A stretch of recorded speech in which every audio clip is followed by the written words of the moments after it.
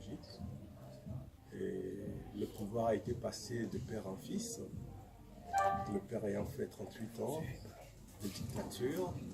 Le fils est arrivé au pouvoir par un coup d'État et avec à la clé plus de 500 morts selon un rapport produit par un expert de l'ONU, un de vos compatriotes d'ailleurs. Et le fils a aujourd'hui 13 ans d'exercice de pouvoir. Il est dans son troisième mandat, et sachant qu'il est arrivé au pouvoir en 2005, pardon, et il est dans son troisième mandat.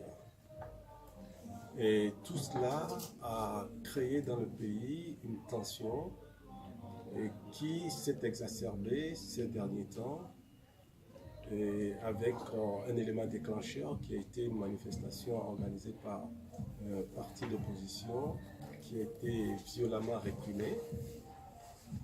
Et aujourd'hui, le peuple togolais s'est levé pour exiger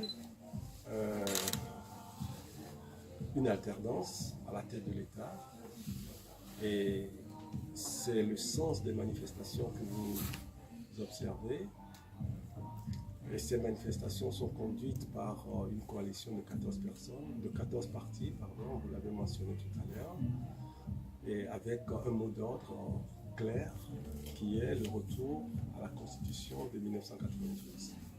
Alors, pour votre mémoire, sachez que en 1992, les Togolais ont voté par référendum la Constitution qui était issue de la conférence nationale qui a été faite, et cette Constitution a été votée à près de 98% des Togolais.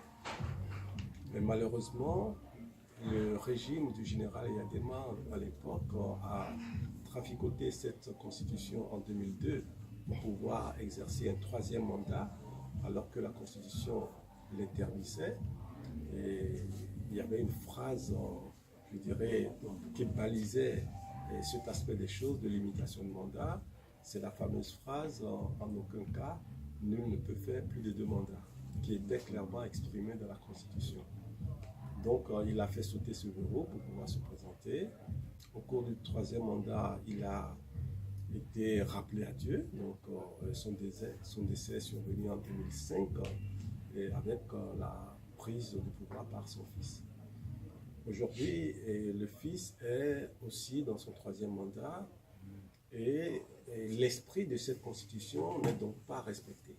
C'est pour cela que, après que nous ayons signé un accord avec le régime en 2006, et pour que la paix revienne après les massacres de 2005, lorsqu'il a pris le pouvoir, c'est cet accord que nous appelons APG, accord politique global, et préconisait le retour aux éléments fondamentaux de la Constitution de 92.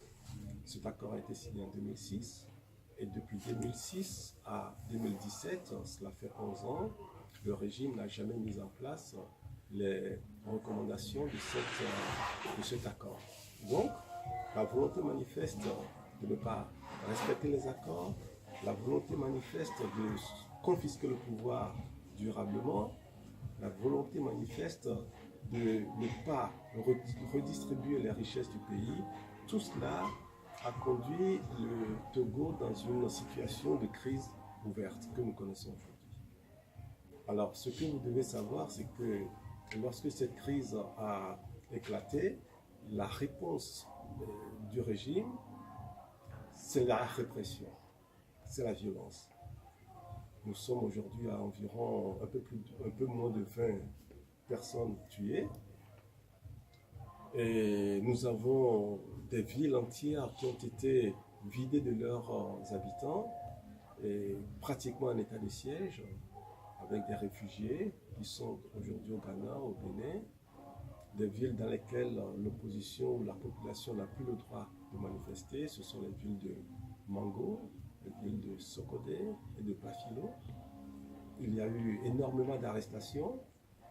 Nous avons même constaté l'utilisation de milices par le régime Et cela a exacerbé la colère des Togolais. Mais ce qui est beaucoup plus grave qu'il faut noter dans tout cela, c'est que le chef de l'État, qui s'est exprimé dans un journal panafricain que vous connaissez, a justifié l'utilisation des milices. Ça, c'est extrêmement grave. Et vous savez, le Togo est le seul pays de l'espace CEDEAO qui refuse d'appliquer le protocole additionnel de bonne gouvernance, qui limite le mandat. Et cette singularité fait du Togo le seul pays qui n'a jamais connu d'alternance depuis les indépendances.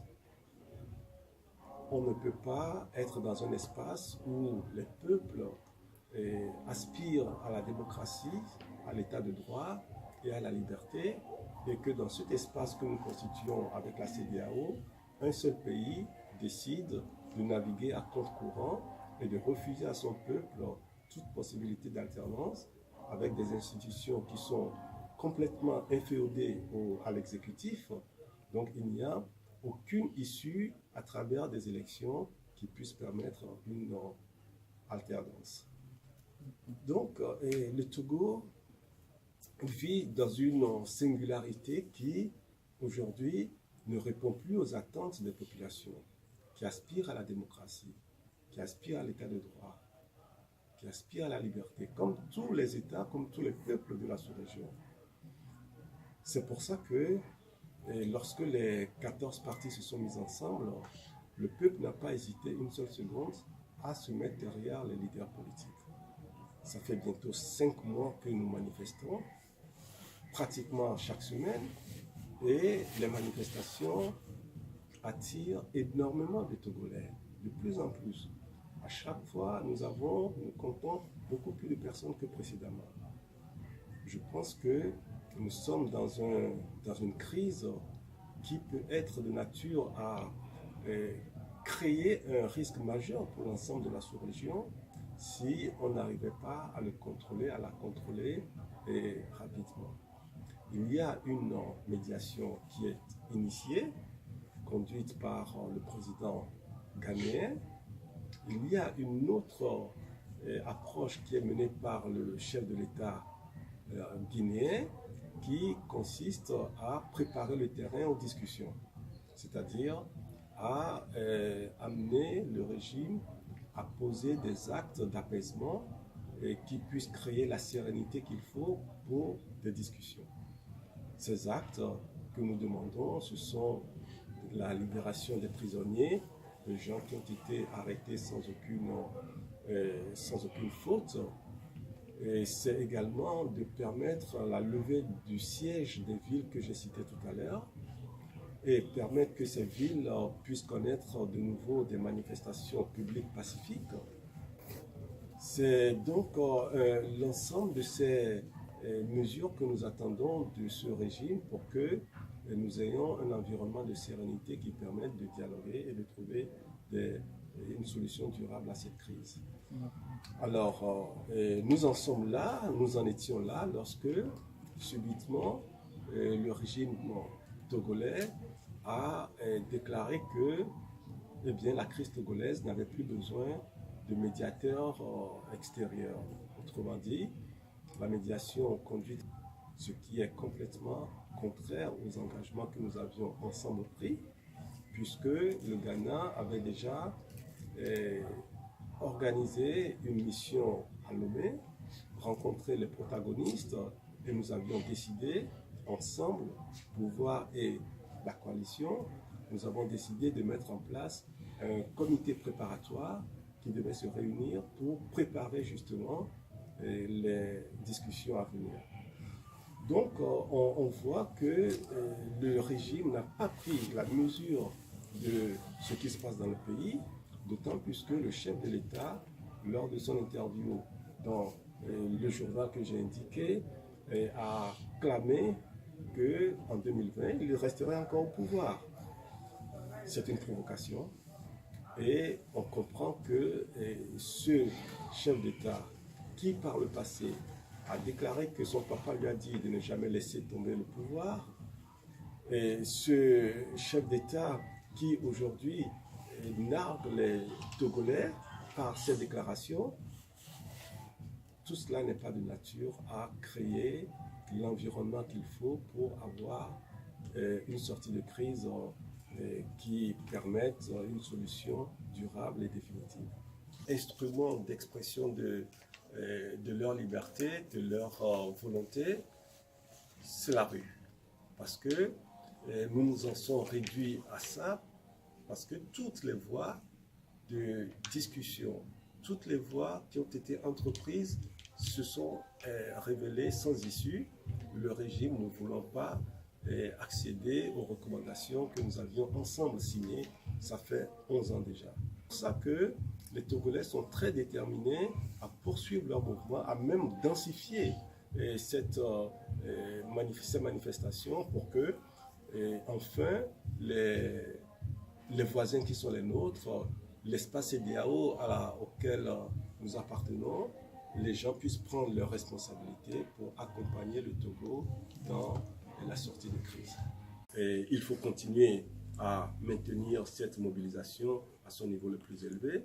Il faut continuer à travailler dans l'unité d'action et il faut continuer à être déterminé dans la démarche qui est menée. Ce sont des choses qui vont nous permettre de pouvoir tenir dans la durée jusqu'à ce que nous puissions avoir la solution à nos préoccupations.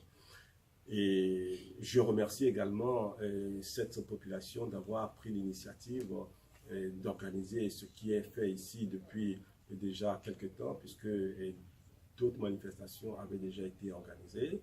Et bien, ma foi, nous ne sommes plus enfermés dans les murs de notre pays, et l'information est portée dans nos pays d'accueil, et ça, c'est une